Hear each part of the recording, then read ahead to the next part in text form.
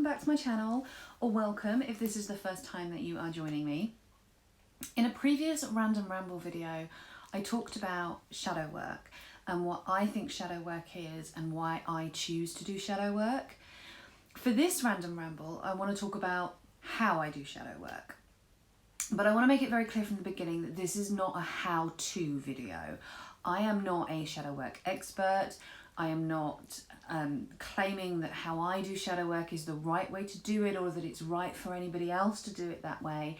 This is just to give you a little bit of an insight into how I do it, and maybe there will be some things that you can take away from this and explore for yourself on your own journey, but please don't think that this is some kind of instruction manual, because that is absolutely not my intent when making this video.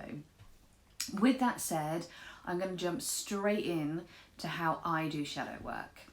So one of the most important components of my shadow work practice, and even if I did nothing else, I would still continue to do this, is journaling. So I have a journal in which I write all of my information in. And I use this in a couple of different ways.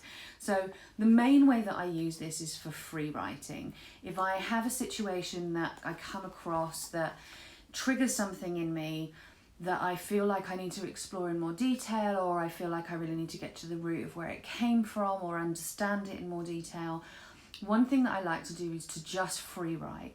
And I tend to start by writing about the situation and the reaction that I had to it, and then I will allow myself to just write whatever comes to mind. And often it's through free writing that I start to subconsciously, or not subconsciously, but that I start to bring the subconscious, to my consciousness, because I just allow myself to say whatever needs to be said.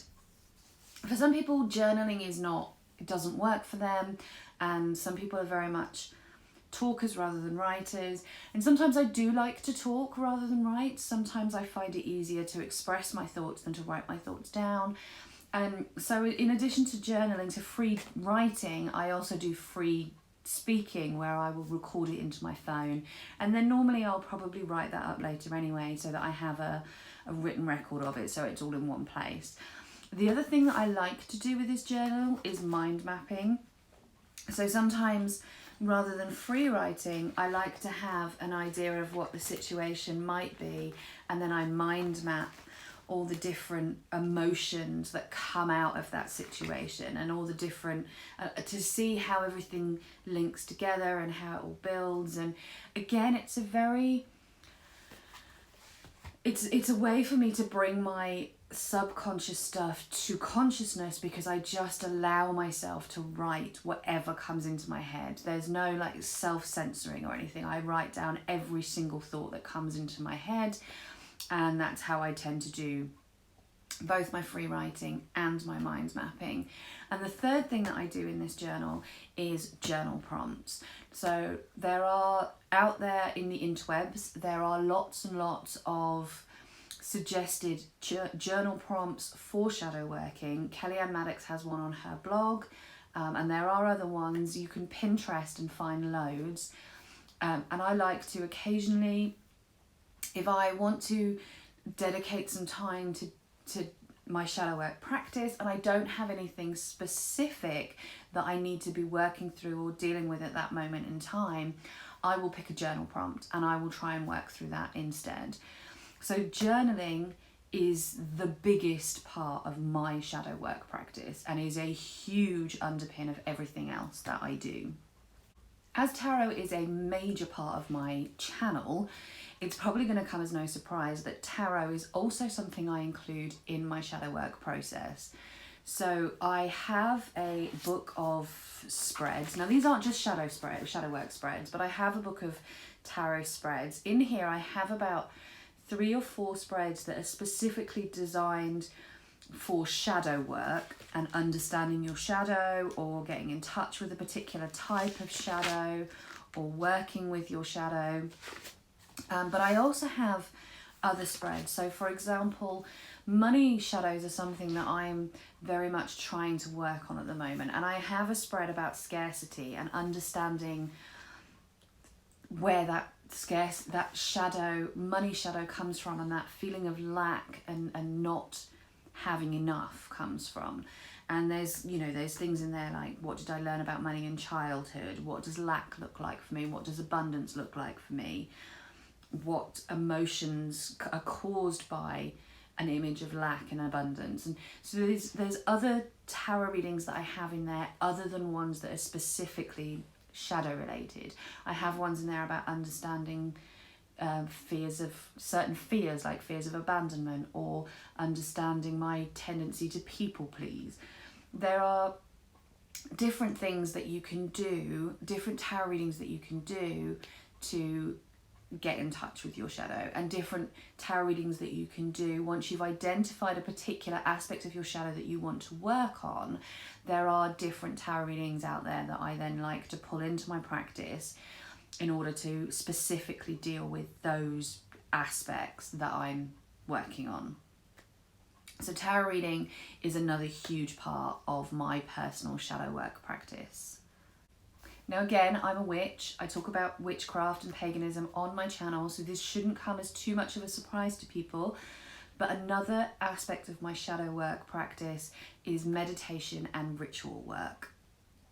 In meditation, I like to do a lot of memory recall.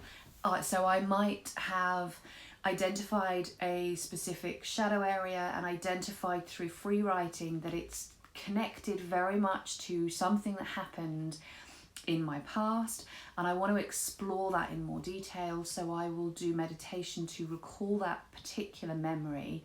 And I also like to use a process that in NLP is called the meta mirror, and it's basically a perception process.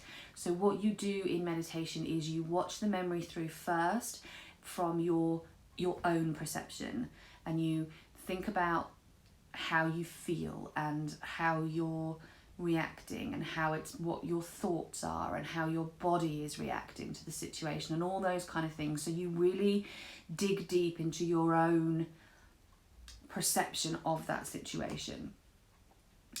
If it's a situation that involves somebody else, the next step in that process is then to step into their perception and try and think about how they're feeling and what their emotional state is and how they're perceiving that situation, and try and really understand things from their point of view. You then, if there isn't another person, then you can move straight on to step 3, or if there is another person, once you've done that, you then move into the third perception, which is of a unique third-party observer. Or another way that I've heard that put is that you're a drone. So you're a drone hovering over that situation, watching it as a completely neutral, unique observer. And you do the same again. You look at that situation, you play it through, but you play it through as if you're watching it. And as an observer, you think about how you feel, how you're perceiving that situation, what thoughts you're having. And then when you come out of the meditation, you then combine all of that information to see if it can help you come to a different understanding of those memories and those perceptions that you hold. So I like to do that in meditation. With ritual, I like to burn stuff a lot of the time. So I will maybe write down some limiting beliefs that I have that have come out of certain shadowy sides of myself, and burn them to release them. Or I might write letters to my shadow and a particular shadow aspect, and burn those. A lot of my ritual work comes around burning and releasing. So that's a big thing for me. Burning and releasing certain emotional ties, certain events, certain beliefs, and you know, that kind of thing. So that's how I tend to use meditation and ritual, in a very whistle-stop kind of way. So these are very brief understandings of what I do within my practice. If anybody wants to talk about these types of things with me in more detail, I'm happy to do that. If you want to hit me up in the comments with any questions or anything that you might have, I'm more than happy to have conversations with people about this. And if you want to talk to me about your shadow practice and what that looks like, then again, hit me up in the comments. I'm more than happy to have those conversations. I would love to engage with you on this kind of stuff.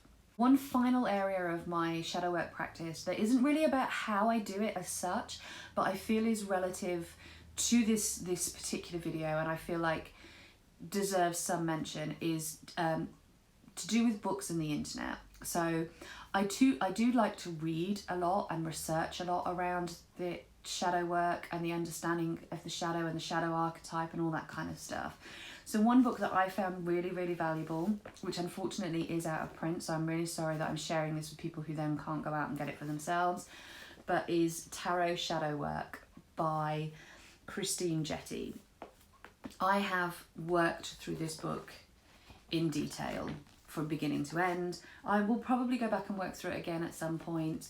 It's a really valuable tool for learning about your shadows, using tarot to learn about your shadows and understanding your shadows and what those shadows look like and what they mean, and then the work that you can do to start integrating and maybe overcoming some of those shadowy sides of yourself. So it's a really, really valuable book that I have invested an awful lot of time in. And currently I'm reading Romancing the Shadow by Connie Zweig, I don't know if that's how you say her surname, and Steve Wolf. And this is a guide to soul work for a vital, authentic life. So I like to read a lot of different books and different articles and different things around shadow work. I also like to watch a lot of different YouTube videos, as I've talked about in my previous shadow work video. And I just like to engage in not only my own shadows and understanding my own shadow side, but in understanding shadow work as a bigger thing, as a larger body of work, if you like. So there is a lot of that within my practice, and I like to use the internet for things like articles, findings. You can find some great exercises on the internet. There's lots of ideas out there of things that you can do and pull into your own practice. So that also features quite heavily in my dedicated shadow practice. One final thing that I think is worth mentioning from my point of view is that things like working on body acceptance and self-love and inner child work, whilst not shadow work, they are their own thing. For me, they're all connected. So although they're separate practices, for me, they are all connected, and all of those things are relative to my overall practice of basically going on this journey back to self. So although I recognise that they're separate to shadow work, I do feel that things like working on body acceptance and self-love and inner child work are very important parts of my shadow work practice.